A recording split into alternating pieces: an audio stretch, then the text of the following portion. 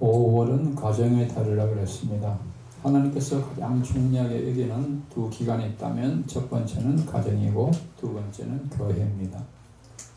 왜냐하면 가정은 이제 자녀를 생명을 탄생하는 것이 태어나는 것이 가정에 맡긴 가장 중요한 하나님의 사명이라고 볼 수가 있습니다. 근데 그 가정이 이제 영적으로 보면 누구의 지배 아래 살아가느냐, 그 가정을 사탄이 지배하느냐 아니면 하나님이 함께하느냐에 따라 큰 차이가 있을 수가 있습니다. 두 번째는 교회가 중요한데 왜 중요하냐? 육신적으로는 이제 그 가정에 부모를 통해 자녀가 태어나지만 영적 생명이 태어나지만은 영혼이 거듭나는 것은 가정을 통해서 태어난 것이 아니고 교회를 통해서 태어납니다. 육신적으로 자녀가 아무리 건강하게 훌륭하게 세상적으로 성공하고 태어나도 결국 영적으로 태어나자면 다 멸망과 지옥이니까 결국 그것을 변화시키는 것은 하나님께서 교회를 통해서 하시기 때문에 그러니까 성도는 가장 중요한 것이 가정과 교회가 가장 중요한 공동체라고 볼 수가 있습니다. 1번 너는 내 하나님 여호와께서 명령한 대로 내 부모를 공경하라. 그러면 내 하나님 여호와가 내게 준 땅에서 내 생명이 길고 복을 누리라. 십계명 중에 명령이 하나님과의 명령 4가지, 그 다음에 사람과의 관계 명령에서 제일 첫 번째가 5계명이 바로 내 부모를 공경하라 하는 것이 하나님의 명령이고 하나님의 뜻이고 하나님이 선하게 여기는 길입니다.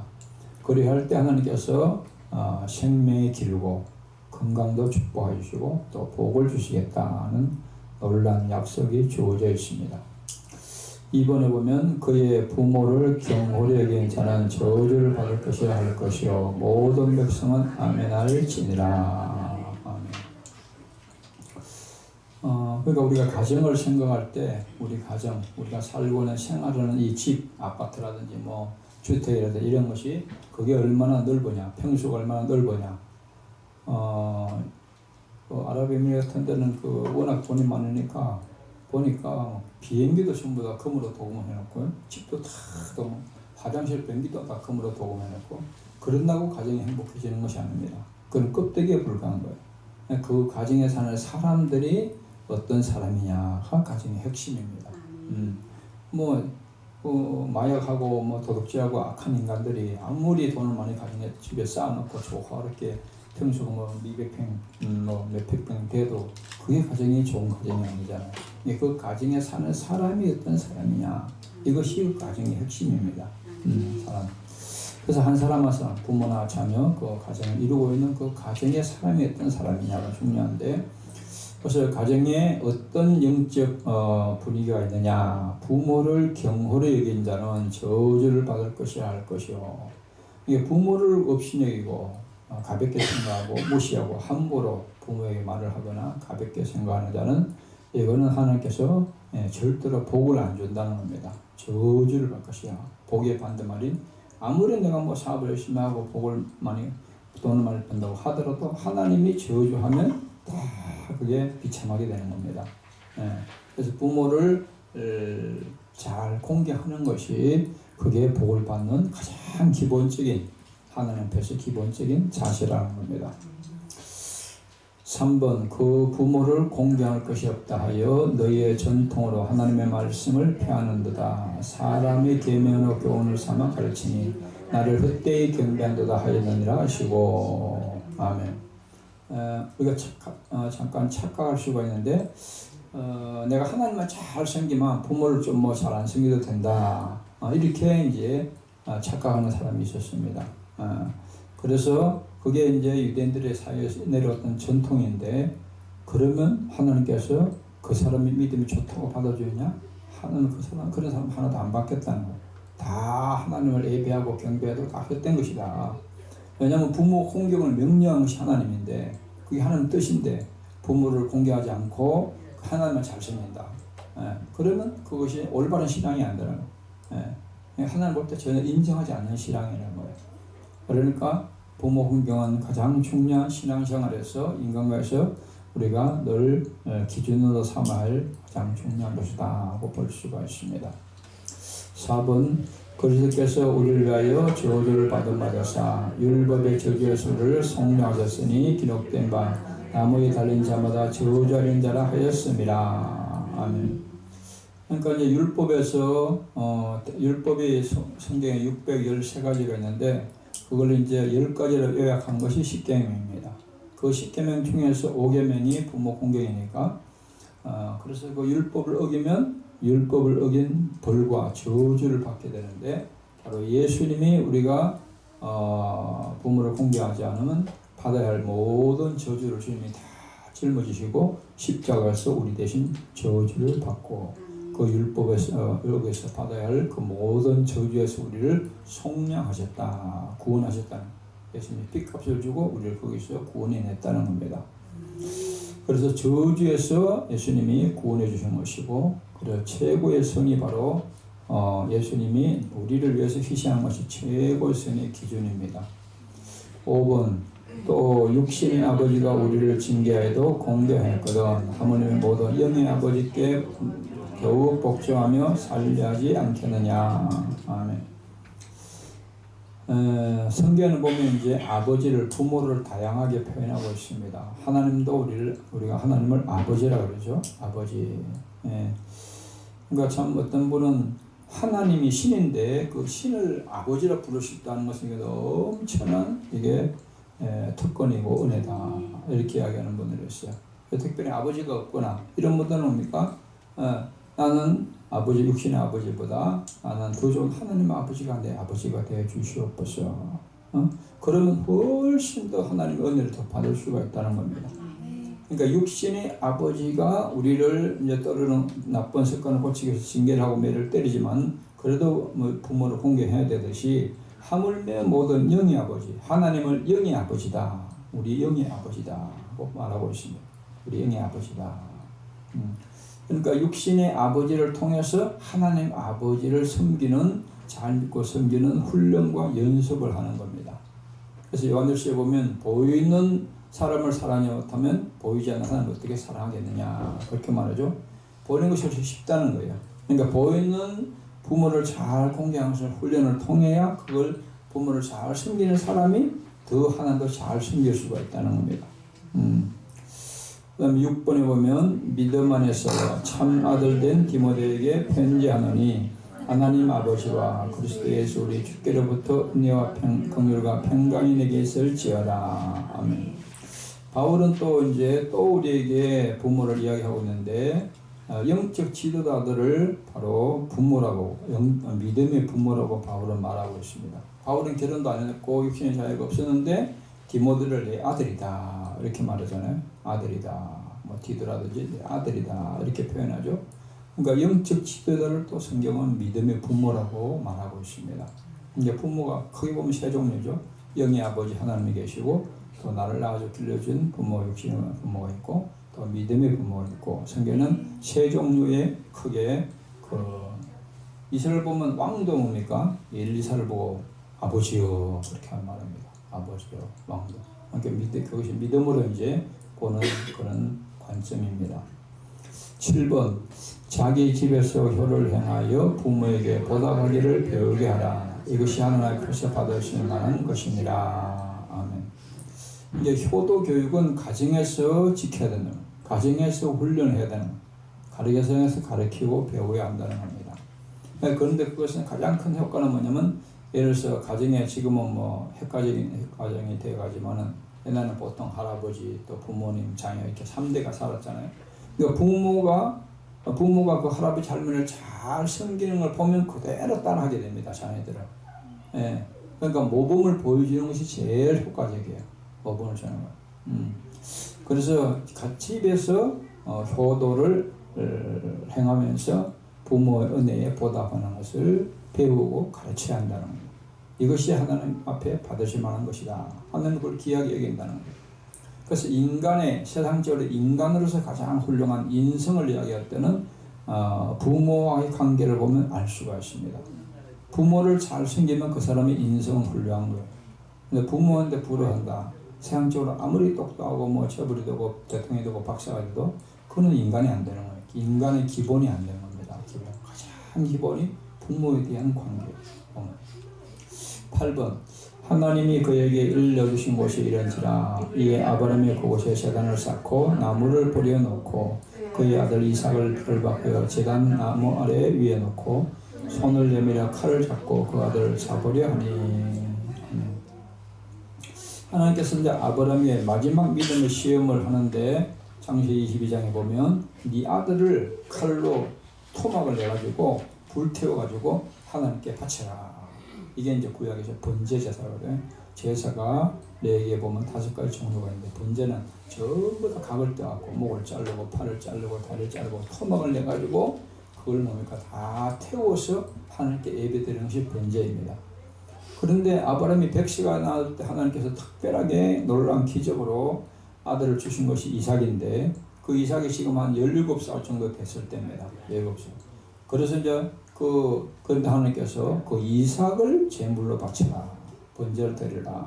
어떻게 보면 기가 막힌 일이죠. 어떻게 부모가 자식을 토막을 내가지고 불로 태워 죽이겠습니까? 그런 제사를 드리겠습니까? 그러면 이제 이삭도 아브라함은 지금 나이가 100살이 넘어가지고 힘도 없고 그냥 그런 상태고 이삭은 지금 17살 88할 때니까 얼마든지 도망갈 수 있잖아요. 예. 그런데 전혀 그러지 않고 아버지에게 그대로 자기를 죽인다고 순종을 합니다. 순종. 그래서 이삭을 예수님의 예표다. 예수님이 하나님 아버지께 죽기까지 다 양같이 아무 십자가의 고통을 받으며 그대로 희생을 죽기까지 순종하듯이 바로 이삭이 바로 예수님의 예표로서 그런 예수님의 모범을 이삭이 보여준 겁니다. 죽기까지 순종. 그래서 아브라함, 이삭, 야곱, 요셉 족장들을 보면은 하나님께서 이삭을 가장 평탄한 인생이 되도록 복을 줍니다. 예. 그렇게 기근이 오고 어려움이 와도 이삭이 하기만 하면 100배의 맛과 열매가 맺도록 농사를 지어도 100배의 열매가 맺고 그런 기근이고 엄청난 그런 어떻게 보면 뭐 우리나라로 지구는 뭐 IMF인데도 불구하고 거기서도 하나님이 요셉에게는 100배의 축복을 주는 그런 놀라운 복을 주게 됩니다. 그래서 이제 순종을 할 때 내 인생에 하나님 앞에서 평탄한 인생을 됩니다. 평탄. 순종을 잘 하면 하나님께서 야곱같이 하여튼 생고생을 시켜서라도 순종하도록 만듭니다. 그런데 이삭은 아주 순종의 모범이 되었습니다. 순종. 그러니까 최고의 부모에게 죽기까지 순종하는 그 이삭의 신앙을 볼 수가 있습니다. 9번 흉년이 아직 5해가 있으니 내가 그에서 아버지를 복량하리이다. 아버지와 아버지의 가족과 아버지에게 속한 모든 사람으로 부족함이 없도록 하겠나이다 하더라고 전하소서. 이제 가나안 땅에 전 세계적인 기근이 와가지고 이제 막 굶어 죽는 세계적인 공황 상태가 왔는데, 근데 애굽에만 애굽의 나일강을 중심으로 아주 비옥한 토지에서 거기서 하나님께서 놀라운 축복을 줘가지고 풍년이 7년 동안 주었습니다. 그래서 이제 그 다른 나라들은 전부 다 가는 모르고 굶어 죽을 형편이 되니까 곡식을 구하러 가나안 땅에 요셉의 그 부모들 형제들이 애국까지 내려오죠. 근데 요셉도 어떤 형들이 팔려갈 때 나이를 보통 한 17세로 봅니다. 17세. 그래서 17세에서 이제 가가지고 근데 야곱이 이제 나중에 다 야곱의 아들 70명을 다 그 이민을 시키잖아요. 오늘 말하면 이민을 시켜 야곱을 데리고 가가지고 거기서 다 그 기근이 끝날 때까지 복양을 하는데 야곱이 그 요셉이 야곱을 몇 년 동안 섬기다 죽느냐? 17년 섬기고 죽습니다. 그러니까 부모가 자녀에게 그대로 양육한 17년 그대로 이 요셉은 그대로 부모에게 갚습니다. 17년의 효도를 하고 이제 야곱이 천국에 가게 됩니다. 그래서 요셉이 야곱을 복양하면서 하는 말입니다. 흉년이 아직 5해가 있으니 7년 대기근이 전 세계에 왔는데 거기서 내가 아버지를 복양하겠다. 아버지와 아버지의 가족과 아버지에 속한 모든 사람에게 부족함이 없도록 하겠나이다 하고 자기를 팔아먹은 그 형제들까지도 다 용서하고 극진히 섬깁니다. 요셉은. 그래서 참된 신앙은 효도와 분리되지 않는다는 거예요. 참된 신앙은 효도의 열매로 나타나게 된다는 겁니다. 예수 잘 믿는다면 반드시 효자, 효녀가 된다는 것입니다. 10번 예수께서 함께 내려가사 나사렛에 이르러 순종하여 받으시더라. 그 어머니는 이 모든 말을 마음에 드니라. 아멘. 예수님인 하나님인데도 불구하고 사람으로 되어 오신 예수님이 이 땅에 계실 때 그 죄인인 인간 부모에게 순종하며 한 번도 불순종하지 않고 순종하며 부모를 받들고 섬겼다는 겁니다. 그래서 예수님은 효도의 완벽한 모범, 효도는 선한 것이고 하나님이신 예수님이 인간을 섬기는 그 효도의 모범을 잘 보여주셨습니다. 11번 또 그 제자에게 이르시되 보라 내 어머니라 하신데 그때부터 그 제자가 자기 집에 모시니라. 아멘. 예수님이 십자가 못 박혀 그 끔찍한 사형을 당하는데 그 가운데서도 그 어머니를 자기 제자한테 모시도록 부탁을 합니다. 십자가의 죽음의 고통 속에서도 어머니를 복양하고 제자한테 부탁하는 예수님의 모습이 얼마나 참 극진한가를 볼 수가 있습니다. 12번 악인은 꾸고 갚지 아니하나 의인은 은혜를 베풀고 주는도다. 아멘. 근데 하나님이 악인과 의인, 악인일 뭐냐? 악인은 하나님의 은혜, 부모의 은혜를 망각하고 사는 사람이 악인이라. 의인은 뭐냐? 하나님이나 부모의 은혜를 알고 베푸는 사람이 의인이란 겁니다. 그러니까 믿음으로 사는 사람이 의인인데 바로 의인은 하나님과 부모의 은혜를 망각하지 않고 알고 그 은혜에 보답하면서 살아가는 것이 의인의 믿음이라는 겁니다. 13번 소는 그 임자를 알고 나귀는 그 주인의 구유를 알건만은 이스라엘은 알지 못하고 나의 백성은 깨닫지 못하는도다 하셨도다. 아멘. 이사야 선지자를 통해서 이사야 선지자는 참 엄청난 핍박을 받고 순교한 사람인데 이스라엘 백성들이 하도 죄를 지으니까 그들이 다 이제 나중에 그 나라가 망하고 포로가 돼 끌려갈 것을 보여주면서 이사야는 말가벗고 3년 동안 그렇게 백성들 돌아다니면서 그 너희가 회개하지 않으면 그렇게 된다. 나와 같이 이렇게 된다. 이렇게 끌려갈 것이다.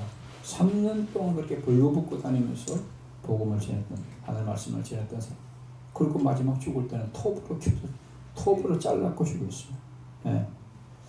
근데 그 이사야가 뭐라고 말했냐? 소는 그 임자를 알고 짐승인 소나 나귀도 주인을 알고 임자를 아는데 이스라엘 인간들은 인간의 이스라엘 백성들은 하나님을 모른다.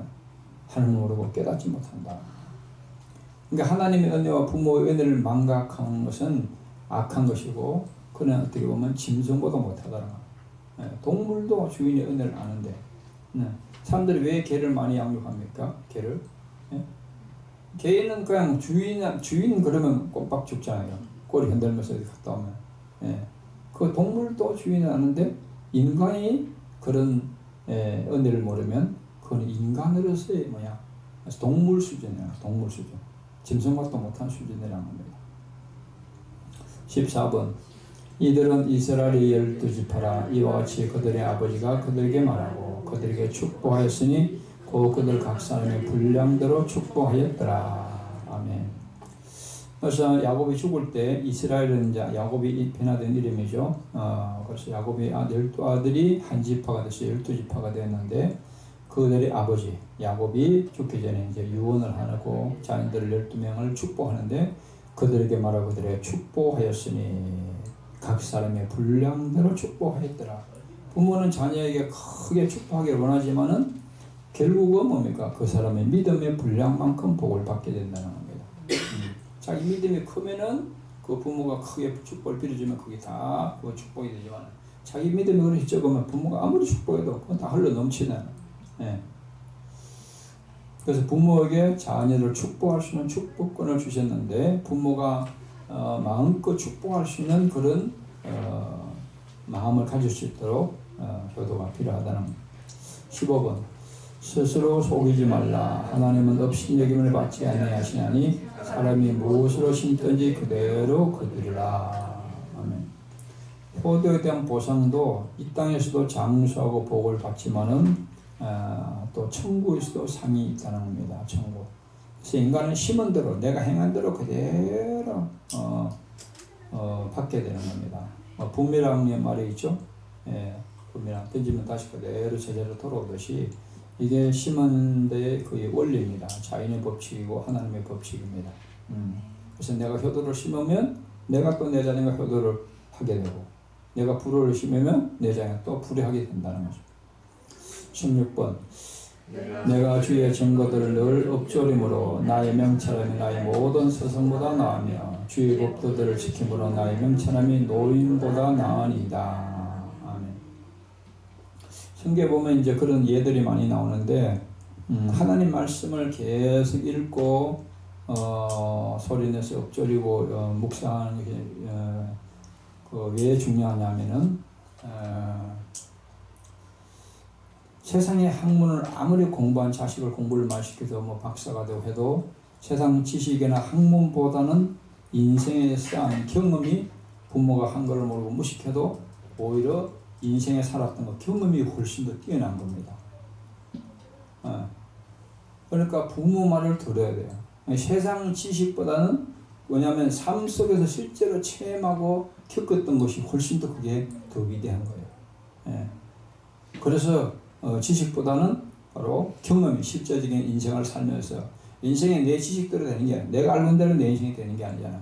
부모들은 이미 앞서가면서 그 인생을 겪어봤기 때문에 그것이 훨씬 더 지식보다 더 뛰어나다는 거예요. 더 위대하다는 거예요. 네. 그래서 노인의 경험이 훨씬 세상 지식보다 더 뛰어나다. 그거보다 더 뛰어난 것이 뭐냐? 하나님 말씀이라는 거예요. 말씀은 진리니까. 네. 진리를 능가할 수 있는 것은 없다는 거예요. 그래서 성경에 보면 솔로몬 아들이 르호보암이 왕이죠. 르호보암.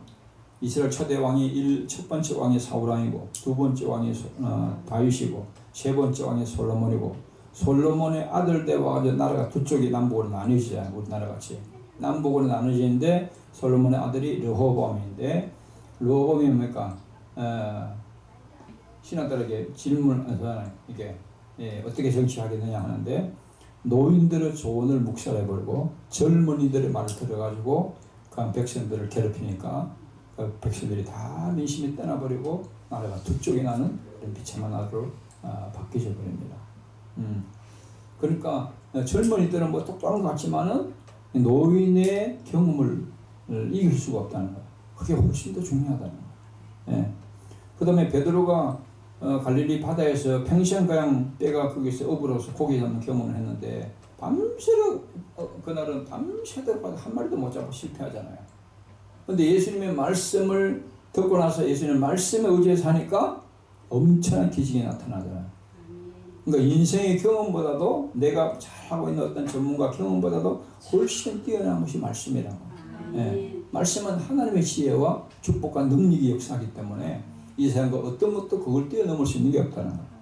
그래서 우리가 하는 말씀을 사랑하고 읽고 묵상하고 직행하면 그게 최고의 어떤 인생의 경험을 많은 스승보다도 경험이 많은 노인보다도 더 뛰어난 인생을 살 수 있는 것이 바로 말씀이라는 겁니다.